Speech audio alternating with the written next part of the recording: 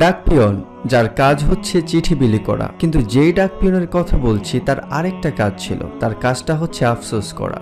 সে আফসোস করতো তার পায়ের জুতার জন্য। তার পরার মতন কোনো জুতা ছিল না, কারণ সে যা আয় করত তা দিয়ে কোনো রকমে তার সংসার চলতো। জুতা কেনার মতন সাধ্য তার ছিল না। তাই এটা নিয়ে প্রায়ই সে দুশ্চিন্তা করে আর আফসোস করে যে কখন তার সুযোগ হবে একজোড়া জুতা কেনার। প্রতিদিনের মতো সে চিঠি নিয়ে বেরিয়ে পড়ে চিঠি বিলি করার জন্য। হঠাৎ দেখে এমন একটা ঠিকানা যে ঠিকানায় আগে সে কখনো যায়নি। ঠিকানাটা খুঁজতে তার অনেক কষ্ট করতে হয়েছে। ঠিকানা মতো সে চলেও গেছে। যাবার পর দেখে দরজা বন্ধ।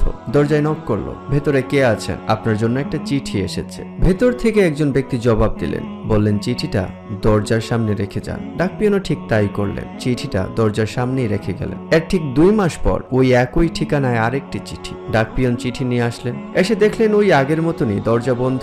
নক করলেন। ভেতর থেকে একই জবাব, চিঠিটা দরজার সামনে রেখে যান। ডাকপিয়নও একটু অবাক হলেন যে কি ব্যাপার, ভেতরে কে আছেন, দরজা খুলছেন না, বলছেন চিঠিটা দরজার সামনে রেখে যেতে। এসব ভাবতে ভাবতে ডাকপিয়ন চলে গেলেন। এর ঠিক কয়েক মাস পর ওই একই ঠিকানায় আরেকটি চিঠি।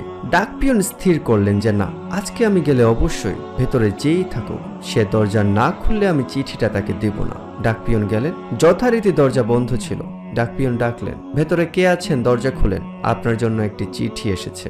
যথারীতি জবাবটা সেমই ছিল, চিঠিটা দরজার সামনে রেখে যান। কিন্তু ডাকপিয়ন আজ আর চিঠি দরজার সামনে রাখবেন না। ডাকপিয়ন একটু জোরে সুরেই বলতে লাগলেন যে আমি এত দূর থেকে চিঠি নিয়ে আসি আপনার জন্য, আজ নিয়ে 3 দিন আপনি দরজা খুলছেন না। বলুন তো আপনি কোন জমিদার যে দরজা খুলছেন না? ভেতর থেকে ব্যক্তিটি বললেন যে ঠিক আছে, আপনি একটু অপেক্ষা করুন, আমি আসছি। ঠিক মিনিট 5 পর তিনি দরজা খুললেন। ডাকপিয়ন তো অবাক, কি ব্যাপার? যিনি দরজা খুলেছেন তার আসলে 2টি পা নেই। মনে হয় অনেক কষ্ট করে হামাগুড়ি দিয়ে তিনি এসে দরজা খুলেছেন। ডাকপিয়নের চোখ দুটো লাল হয়ে গেছে।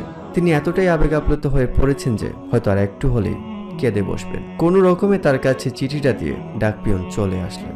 আস্তে আস্তে ভাবতে লাগলেন যে কেন আমি এমনটা করলাম। চিঠিটা দরজার সামনেই রেখে আসতাম, ওনার সুবিধা মতো চিঠিটা নিয়ে যেতেন। এর ঠিক 1 বছর পর ওই একই ঠিকানায় আরেকটি চিঠি।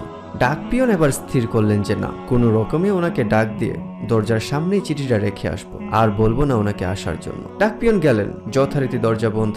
দরজায় নক করলেন, বলেন আপনার জন্য একটা চিঠি, আমি দরজার সামনেই রেখে যাচ্ছি। ভেতর থেকে উত্তর আসলো, একটু অপেক্ষা করুন, আমি আসছি। ডাকপিয়ন বললেন যে না, আশা লাগবে না, আপনি আপনার সুবিধা মতো চিঠিটা নিয়ে যাবেন। ভেতর থেকে আবার ওই একই ব্যক্তির সুর, আপনি একটু অপেক্ষা করুন। 5 থেকে 7 মিনিট পর তিনি দরজা খুললেন। হামাগুড়ি দিয়ে দরজা খুলেছেন। 2 হাত দরজার বাইরে বের করে দিলেন। হাতের মধ্যে কিসের জন্য একটা বাক্স।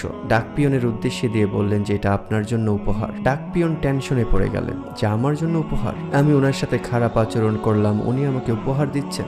যাই হোক, উপহার নিয়ে তিনি চলে গেলেন। বাড়িতে গিয়ে ডাকপিয়ন উপহারটা খুললেন। খুলে দেখলেন যে সুন্দর এক জোড়া জুতা। ভেতরে লেখা আছে, এই জুতা জোড়াটি আপনার জন্য উপহার, আপনি পরলে আমি ভীষণ খুশি হব। ডাকপিয়ন আজ আর চোখের পানি আটকাতে পারলেন না।